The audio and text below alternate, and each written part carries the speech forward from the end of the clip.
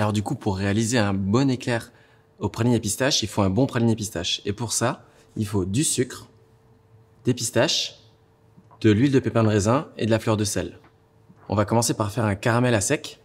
Donc pour ça, il faut une casserole et on va tapisser la casserole de sucre semoule de façon à voir encore le fond de la casserole. On va allumer l'induction.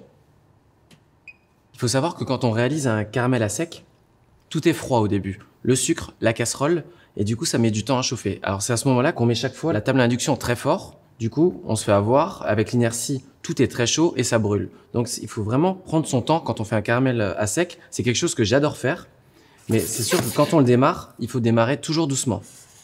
Le fait de mettre un tout petit peu de sucre au fond de la casserole nous permet de voir à quel moment il va commencer à fondre.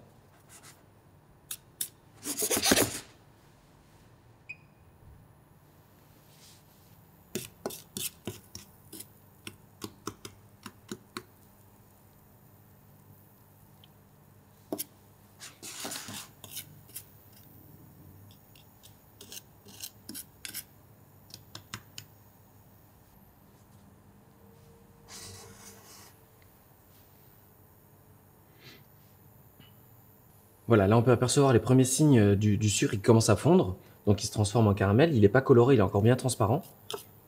C'est à ce moment-là qu'on ramène la partie non fondue sur la partie fondue et que tout doucement on va rajouter du sucre dessus en faisant bien attention de ne pas rajouter plus de masse froide que de masse chaude. Donc au début ça met toujours un peu de temps, mais plus on va en mettre, plus on pourra en rajouter. Donc ce qui est vraiment très important dans un caramel, c'est de prendre son temps au début. Donc là on voit, il commence à fondre. Je le mélange pas beaucoup, hein. Je dis toujours, on mélange pas un caramel, on le déplace. Voilà. Et là comme j'ai tout qui commence à être chaud, on voit avec la fumée, je le réduis un peu, et là je peux rajouter. On fait toujours attention à ce que le caramel ne dépasse pas une couleur trop brune, ce qui pourrait le rendre trop amer. Donc on avance doucement.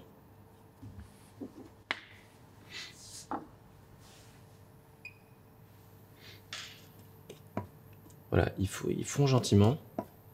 C'est très important pour un caramel à sec, du coup de ne pas rajouter d'eau. Ça permet de le conserver beaucoup plus longtemps dans une boîte hermétique.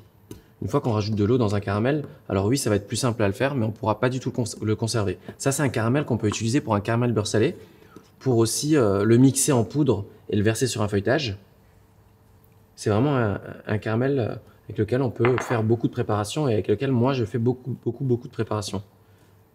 Donc là, on sent que la masse, ça commence à être chaude. On voit cette petite fumée là qui commence à sortir de la casserole. Et du coup, le sucre fond de plus en plus vite. Et à ce moment-là, le caramel est lancé et on peut partir jusqu'à 2, 3, 10, 15 kg de caramel. En faisant toujours très attention à le déplacer. Surtout sur des inductions où c'est fait par ressort, c'est pas fait sur gaz. C'est toujours plus régulier sur un mode de cuisson au gaz. C'est pour ça qu'il ne faut pas hésiter à tourner les casseroles. Mais là, on peut apercevoir vraiment une belle couleur, bien homogène. Donc je rajoute tout mon sucre dedans. Je laisse jamais un caramel tout seul, jamais, jamais, jamais. Parce que du moment où il va commencer à être vraiment chaud, il va aller très très vite. Ensuite, je prépare un tapis siliconé. Et là, maintenant, je pousse mon caramel jusqu'à la couleur à laquelle je veux qu'il soit. Donc je déplace, je fais très attention en sachant que dans la casserole, il sera toujours plus foncé qu'à l'extérieur. Donc des fois, on a tendance à se dire à l'arrêter trop tôt.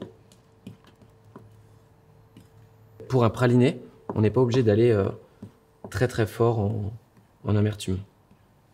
Donc là, toujours, je le déplace toujours et on peut voir, il est très fluide, très liquide, alors que j'ai simplement du sucre dedans.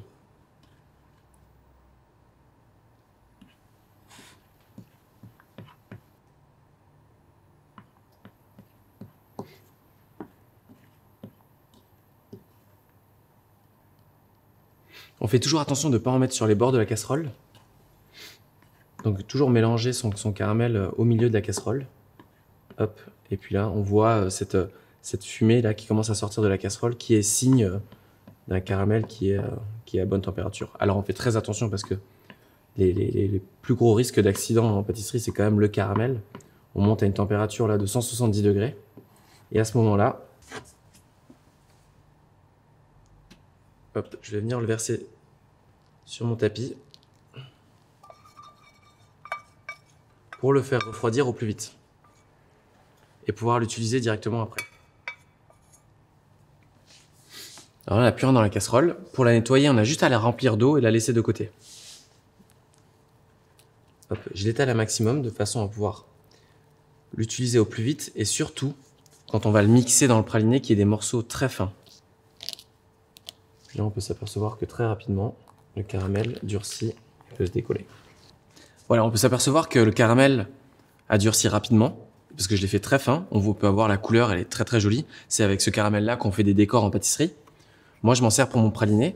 Pour mon praliné, je fais pas caraméliser mes fruits secs. Je fais donc mon caramel à côté et mes fruits secs de l'autre. Je mets tout dans le robot coupe et je mixe tout ça ensemble jusqu'à avoir le grain que je souhaite.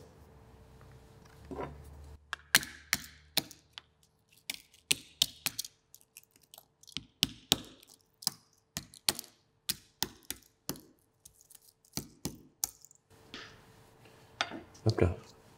On va mettre ça.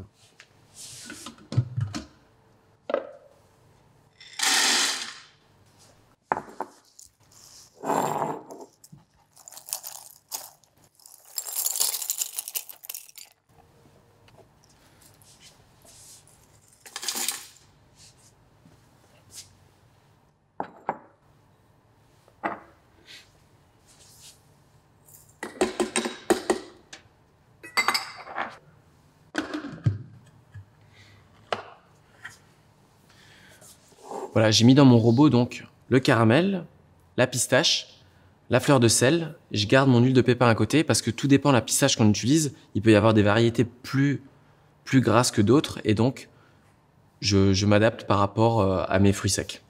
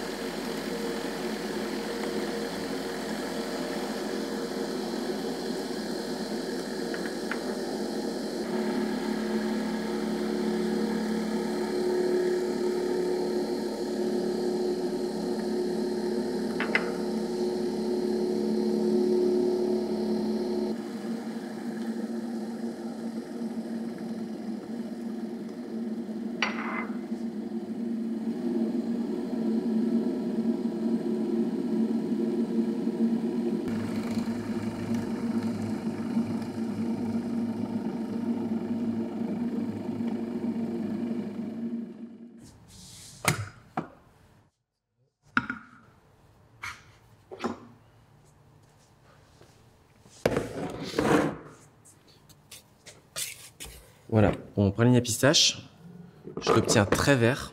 Pourquoi? Parce que déjà, j'utilise la pistache d'Iran et en plus de ça, je la torréfie pas. Je torréfie jamais mes pistaches dans mon praliné parce que je trouve que ça donne un goût. On part tout de suite sur la pistache limite salée, la pistache d'apéro, et ce qui me permet vraiment de garder un praliné très très vert.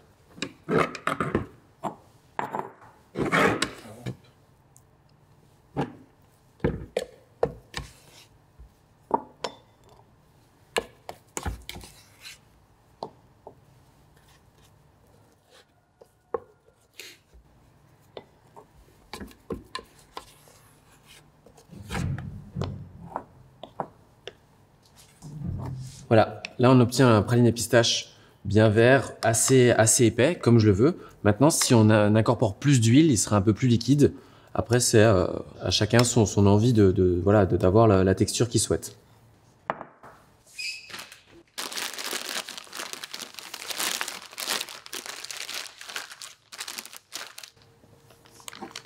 Je vais me garnir une petite poche pâtissière de praliné. De quoi finir mon éclair correctement. Hop là.